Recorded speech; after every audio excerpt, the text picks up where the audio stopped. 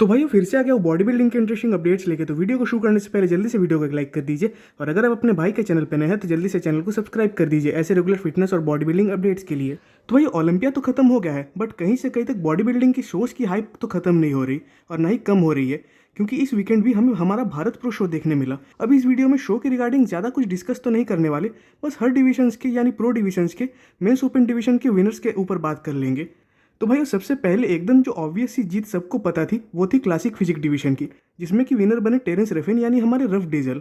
अब जो लोग पहले से मेरे चैनल को देखते हो तो आई थिंक मुझे तो नहीं लगता कि उनको टेरेंस के रिगार्डिंग कोई ज़्यादा इन्फॉर्मेशन देने की ज़रूरत है। लेकिन अगर ऊपर ऊपर से बात करें तो टेरेंस इस साल ओलंपिया में 5th आए थे। तो जब एक टॉप ओलंपियन कम्पीट करने आ रहा है वो भी टॉप 5 का, तो इनका जीतना तो ऑब्वियस था, और अगर टेरेंस इस शो में नहीं जीतते तब शायद कंट्रोवर्सी शुरू हो सकती थी। तो इसी विनिंग के साथ टेरेंस हो गए 2024 ओलंपिया के लिए क्वालिफाई। हालांकि मेरा सोचना है कि शायद ये और कुछ शोज़ में भी अगले साल कम्पीट कर सकते हैं। वहीं इस डिवीजन में सेकेंड आए अली पौलावांद, जो कि एक ईरानियन बॉडी बिल्डर है, और थर्ड पोजीशन पे आए भाइयों हमारे चैतन्य प्रभु। अब भाइयों मैं यहाँ बस प्रो डिवीजन की बात कर रहा हूँ इस वीडियो में, तो यहाँ प्रो कार्ड रिगार्डिंग या एमेच्योर शो के रिगार्डिंग तो कोई बातें नहीं होने वाली। वहीं इस डिवीजन में 4th पे आए सिद्धांत जायसवाल के एथलीट आनंद यादव, 5th पे आए चांद मंडल, 6th पे आए साउथ अफ्रीका के एथलीट जो है जूलियन ली, और 7th पे आए भाइयों हमारे इंडियन रॉक दीपक नंदा। तो बाकियों का तो पता नहीं, बट मैं इनके प्लेसिंग से थोड़ा इमोशनली सैड हूँ, बट स्टिल उन्होंने अपना 100% दिया और यही काफ़ी है। अब चलते भाइयों 212 डिवीजन की तरफ। तो इस डिवीजन के विनर बने एक Brazilian body builder Victor Alves, second पे आए भेकू मूसी, थर्ड पे आए हमेद मोहम्मद, और इस डिवीजन में हमारे बस एक ही इंडियन ने कम्पीट किया था और वो थे सुनीत यादव, जिनकी प्लेसिंग आई 7th। तो अगेन इनसे भी उम्मीद है कि शायद ये फ्यूचर में एक बढ़िया पैकेज के साथ आए, जैसा कि हर बॉडी बिल्डर से उम्मीद रहता है।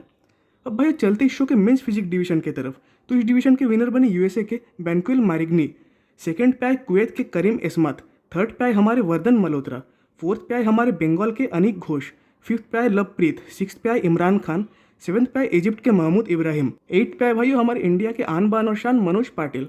अब पता नहीं मुझे ये सुनने मिल रहा था कि अभी सिद्धांत जायसवाल के अंडर मनोज पाटिल ट्रेनिंग कर रहे हैं। खैर मुझे पता था कि ये शायद जेरेमी बुंडिया के अंडर ट्रेन कर रहे हैं, बट इस बात में कितनी सच्चाई है और कितनी झूठ ये तो मुझे नहीं पता। और इस रिगार्डिंग अगर आपके पास कोई इन्फॉर्मेशन है तो आप कमेंट्स में ज़रूर बताइएगा। वहीं 9th पे आए हमारे राहुल फिटनेस यानी राजकुमार पासवान, और 10th पे आए इजिप्ट के मोहम्मद एल्सापाक। अब चलते भाई फॉरेन के बॉडी बिल्डर्स की तरफ। तो भाई इसी वीकेंड हुआ हवाईन क्लासिक यानी शॉन रे क्लासिक भी।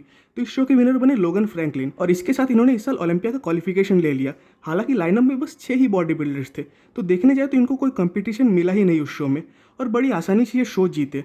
बट बात करें इनकी फिजिक के रिगार्डिंग तो शायद बहुतों के मन में ये सवाल आता होगा कि क्या लोगन इस फिजिक के साथ टॉप 10 को क्लियर कर पाएंगे ओलंपिया में। तो मुझे तो ये पॉसिबल नहीं लगता, क्योंकि बाकी किसी डिविजन्स के मुकाबले क्लासिक फिजिक अभी बहुत तेजी से ग्रो कर रही है। तो शायद इस फिजिक के साथ तो वो ओलंपिया में टॉप बॉडी बिल्डर्स के बीच खड़े नहीं हो पाएंगे। हाँ अभी उनके पास पूरे साल का वक्त है इंप्रूव होने का, तो शायद ओलंपिया तक ये एक बेटर फिजिक के साथ आ जाए। अब भाई सबको पता है कि हॉर्स एमडी इस बार प्राग प्रो से बाहर थे हेल्थ इशूज़ के चक्कर में, एंड अब उनके तरफ से ये अनाउंसमेंट भी आ गया कि वो जापान प्रो में भी कम्पीट नहीं करने वाले। एंड मुझे क्लियर तो नहीं पता, बट जितना जानता हूँ कि शायद Japan pro last men's open qualified show होने वाला है इस साल का, मतलब 2023 का, और उसके बाद शायद 2024 के मार्च अप्रैल में ही शोज़ हमें देखने मिल सकते हैं, जो कि होंगे शायद आर्नोल्ड क्लासिक्स। बाकी मुझे क्लियर तो नहीं पता, बट शायद हो सकता है। तो अब शायद हम लोग हॉर्स को कुछ महीने बाद ही स्टेज पे देख पाएंगे। वैसे उनका तो मानना था कि अगर वो स्टेज पे आते तो वो क्रिजो को भी बीट कर देते। बाकी आप में से किस किस को लगता है कि ये क्रिजो को बीट कर पाते, ये कमेंट्स में ज़रूर बताइएगा। अब भाई विक्टर वोल्फ के तरफ से भी इनका अपडेट आ चुका है कम्पीट करने के रिगार्डिंग जापान प्रो शो में।